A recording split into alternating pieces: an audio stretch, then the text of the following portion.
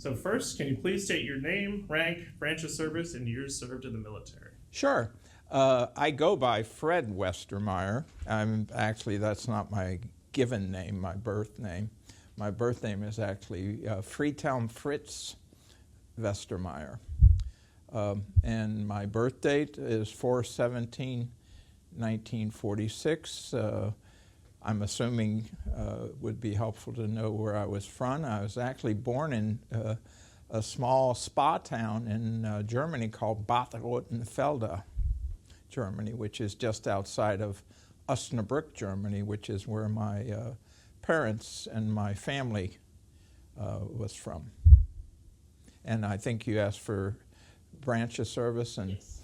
I joined USMC in 1964, served through 1968, and I left the service in June of 1968 as a sergeant, E5 sergeant. What was your initial reaction to going to Vietnam? To going to Vietnam, I was surprised because my military career was somewhat out of the norm, especially for a member of the Marine Corps. After I left boot camp and what's called ITR, infantry training, I was assigned to electronics school. That was out in San Diego, California. And after I left the electronics school, which was about a year long, which was very nice. I mean, it was like being in college, basically. I was assigned to Camp Lejeune. I went on what's called a med cruise with a battalion called 3-2, 3rd Battalion, 2nd Marines. So after the med cruise, which was about 7 months long, I wound up going on leave, came back from leave, and when I got back to the barracks on the weekend, laying on my bunk was a publication which I gather a lot of guys wound up getting, The Marine's Guide to Vietnam. And it was, huh?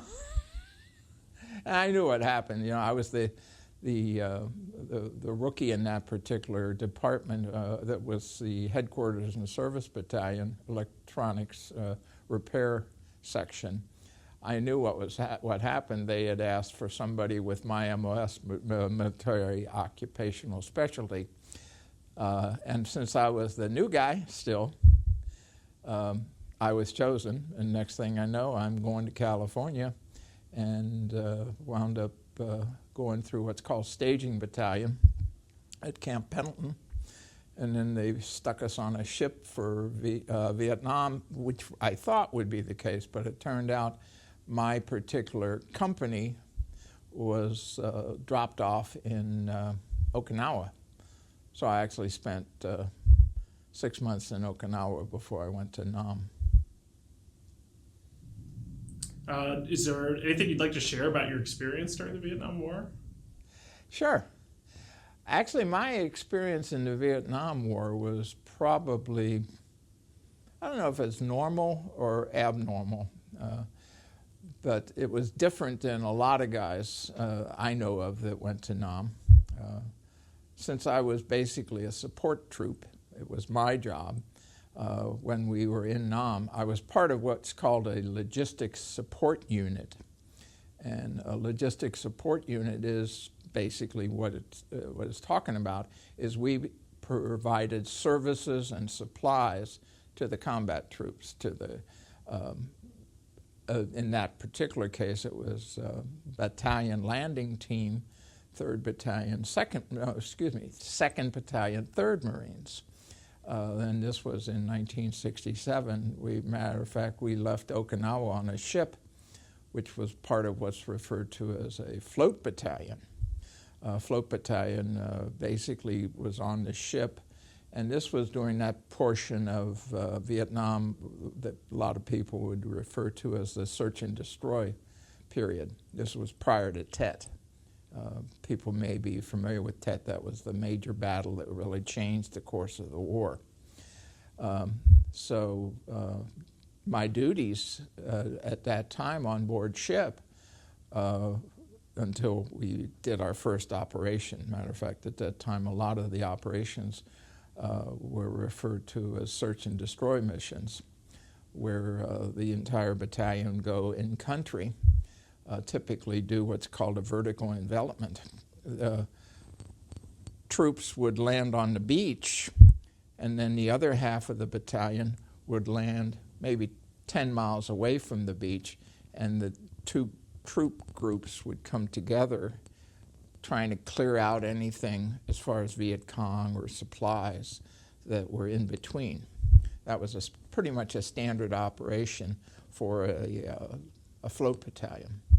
And I was due to go in country on our first operation, and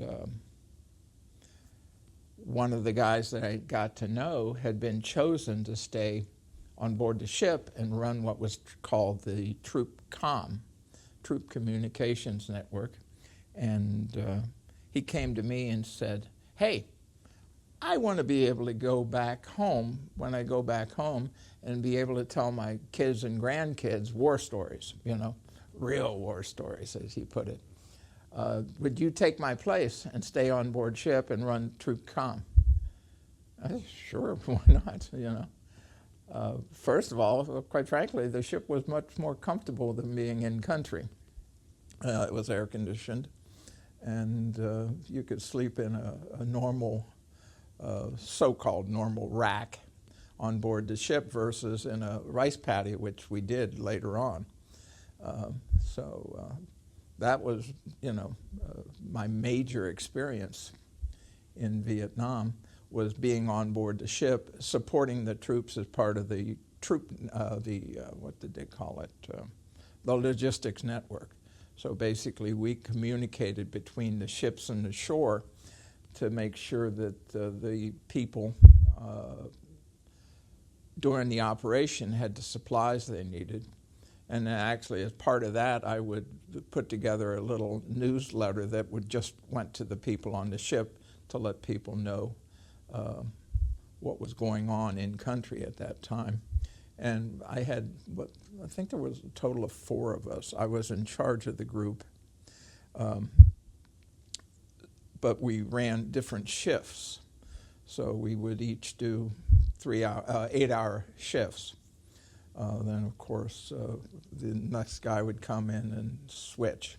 And quite frankly, if we weren't on duty, so to speak, we didn't have a whole lot to do. So a lot of times the guys would come back up to the Troop Communications Network area of the room, which was up by, in the upper portion of the ship right next to combat operations, what they were called.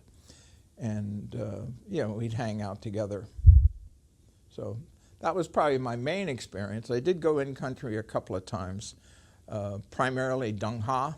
Spent quite a bit of time in Dung Ha, which is in what's called I Corps, that was the northern portion of the zone that the Marines were responsible, north of Da Nang, north of Phu Bai, up by what's called the DMZ.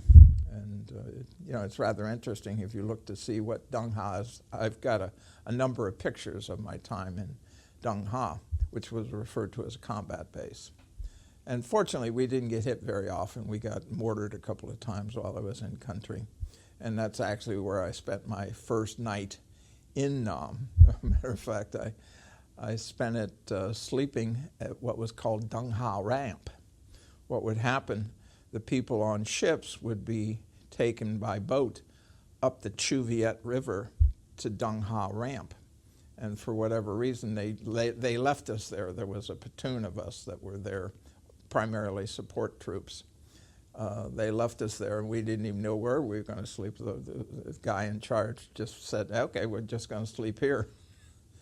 And then the next day, we wound up going to the combat base, and we didn't have any place to sleep there. So we wound up sleeping in dried-up rice paddies, and we found out later we were actually outside the wire. We shouldn't have been there, but fortunately nothing happened. So, What was it like returning home from Vietnam? Somewhat of a blur. At that time, it was not unusual for people to be returned to, if you weren't wounded, to be returned in groups. Normally, the group would be like 80 guys. So we left from the ship we were on at the time, which is actually a helicopter carrier. We had actually changed ships at one point where we actually went back to the Philippines and swapped everything from one ship to another ship. The ship we were originally on was what was called an LPD, landing pad dock, and so we switched to an LPH, which landing pad helicopter.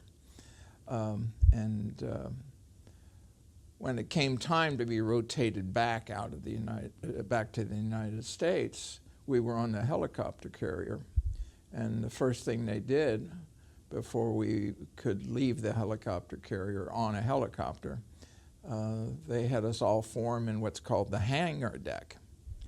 And next thing we know, we're all told to take off our boots, which were what's called a jungle boot, which we were issued when we went to Vietnam initially, and also take off our jungle fatigues, basically stripped down to our skivvies.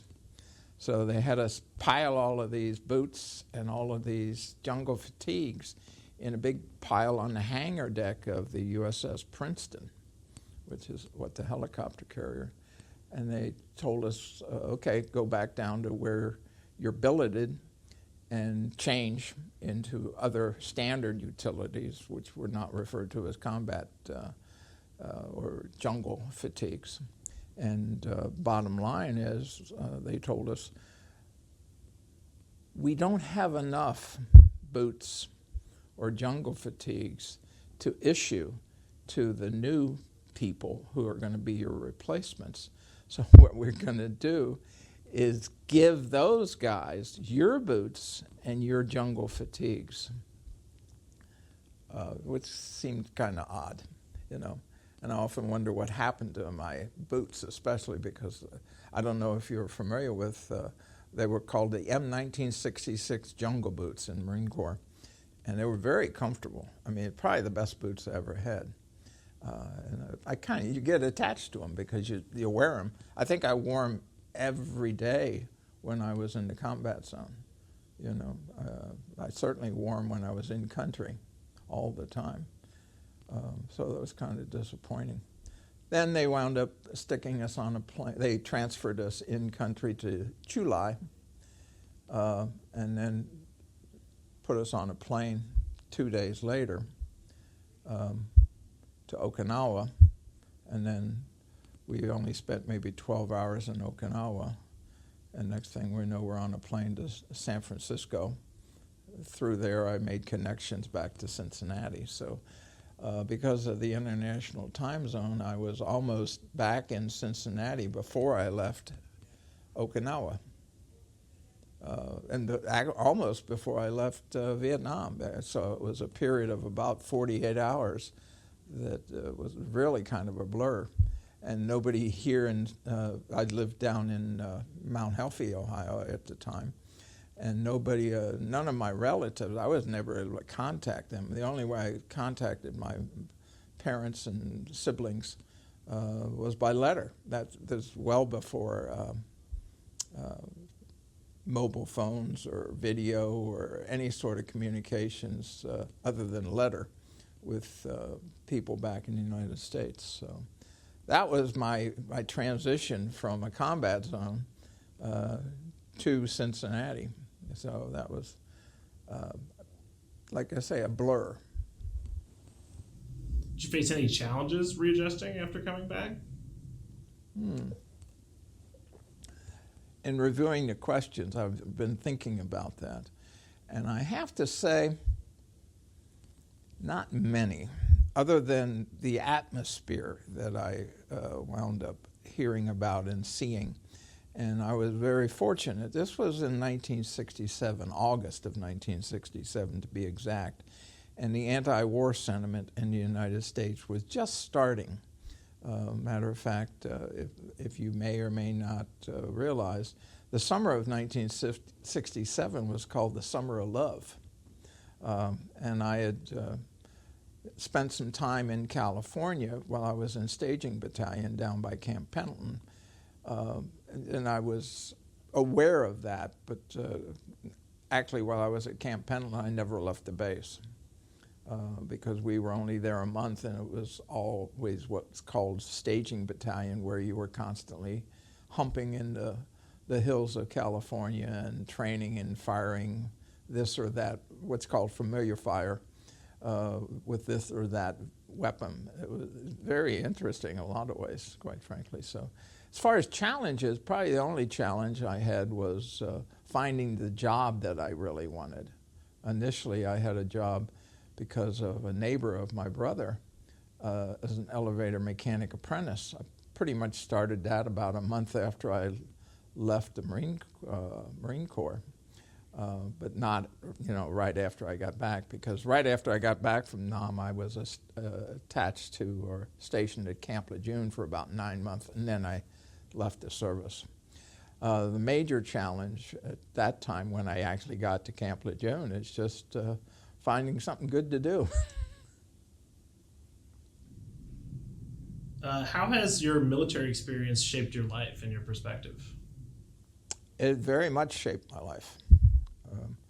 I was fortunate because I don't know if a lot of people realize at that time when you joined the military, you couldn't sign up for any specific training or military occupational specialty. And you're pretty much determined by how you scored in boot camp in all of the tests that they give you. And because of the testing that took place, I scored pretty good in a couple of areas having to do with electronics. So a little bit to my surprise, when it came time for me to be assigned an MOS right after I finished boot camp down at Parris Island, South Carolina, I was told that I'll be sent out to electronics school in San Diego, California, which is actually the West Coast boot camp area, but they do a lot of other training there. And because of that 9 to 12 months of training that I had out in California, I became what's called a ground radio repairman, 2841 to be exact. And because of that and my experience in that profession, so to speak, when I was in the military, I was able to find a pretty good employment early on. Matter of fact, part of the reason I got the job as the elevator mechanic apprentice right after I got out of the military is because of my electronics background. And I was led to believe that elevators at the time were very much electronic. Well, that's quite frankly BS. They were not. They were electromechanical, not electronic. And I wasn't particularly happy with that. And of course, that led to my bad joke about elevator work. I got tired of the ups and downs.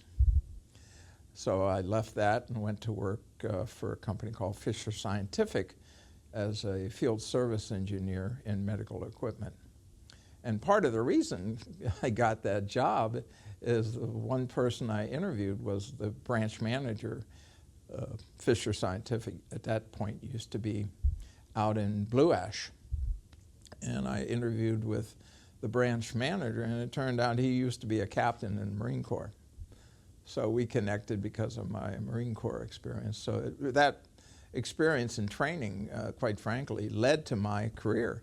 And after I started with Fisher Scientific, I went on to a number of different companies, a company called American Instrument Company, where I did field service work and became a field service manager. And that led to, because of the fact that American Instrument Company got bought out by Baxter Travenol. And Baxter is a major, and still is, at that time was a major healthcare product supplier, kind of like the Sears store for the hospital business. And I got involved with field service at that point, once again became a manager, and eventually worked my way up to director of field service at Baxter Travenol. I had my corporate office, etc.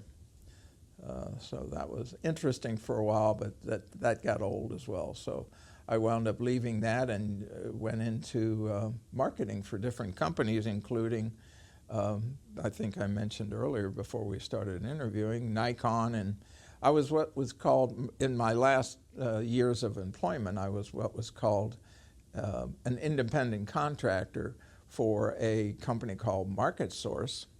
And we basically repped for different electronics-based companies, anything from Nikon to SanDisk, mainly computer-related companies. So that was very interesting as well. Did that for a number of years until I wound up retiring. So yes, my Marine Corps career, quite frankly, influenced my life a lot.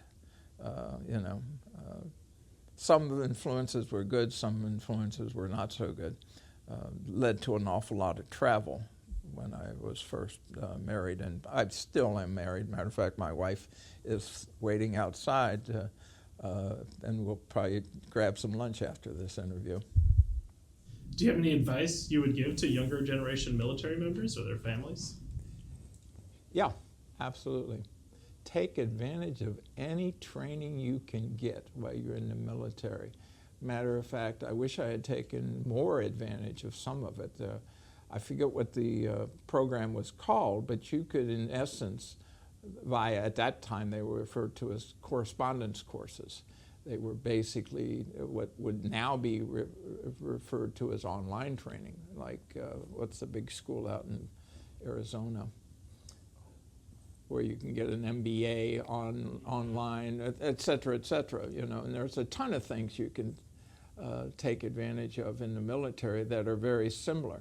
And it's free, don't spend all your time just going out and, quite frankly, drinking and other things. Unfortunately, a lot of younger Marines in particular wind up getting involved with, especially when you go to places like Okinawa or the Philippines. But like I say, that would definitely be my advice. And when you sign up, take advantage of the fact that you can now be pre-selected for certain programs. Matter of fact, if I had it to do again, I quite frankly may have joined the Air Force because of the fact that in a lot of ways it's much more technical.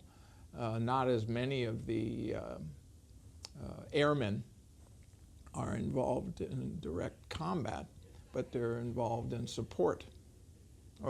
I don't know a whole lot about the Space Force. That might be another way to go if you have a technical bent. But if you want to be infantry, quite frankly, the Marine Corps can be a great place to be, but you really have to be into it, and that's part of the reason I maybe joined the Marine Corps to begin with, is I had two brothers who had been in the Marine Corps prior to me joining. Actually, my one brother was in the Marine Corps at the same time I was. We were never stationed together. But, once again, the bottom line advice is take advantage of, if you want to be in the military, make sure you get all you can out of it.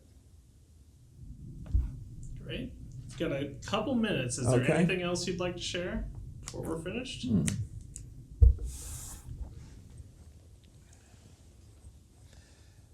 The other thing that, as a veteran, take advantage there too as well, and I know in a lot of cases, I know in my case, there were not as many programs when I first got out of the military that I took advantage of. And here just recently, in the last 5 years or so, I'm starting to take more advantage of the VA services.